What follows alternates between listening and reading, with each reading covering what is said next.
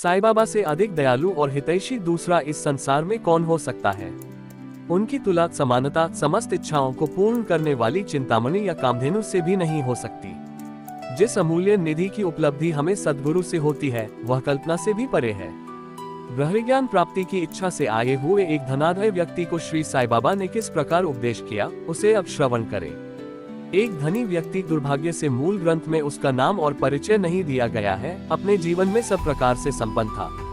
उसके पास अतुल संपत्ति, घोड़े, भूमि और अनेक दास और दासियां थी। जब बाबा की कीर्ति उसके कानों तक पहुंची तो उसने अपने एक मित्र से कहा कि मेरे लिए अब किसी वस्तु की अभिलाषा शेष नहीं रह गई है, इसलिए अब शिरडी जाकर बाबा से ब्रह्मज्ञान प्राप्त करना चाहिए, और यदि किसी प्रकार उसकी प्राप्ति हो गई तो फिर मुझसे अधिक सुखी और कौन हो सकता है।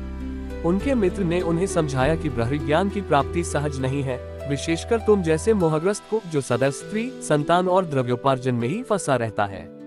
तुम्हारी ब्रह्मज्ञान की आकांक्षा की पूर्ति कौन करेगा, जो भूलकर भी कभी एक फूटी कौड़ी का भी दान नहीं देता।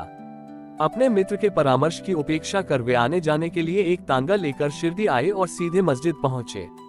साईं बाबा के दर्शन कर उनके चरणों पर गिरे और प्रार्थना की कि आप यहाँ आने वाले समस्त लोगों को अल्प समय में ही ब्रह्म दर्शन करा देते हैं।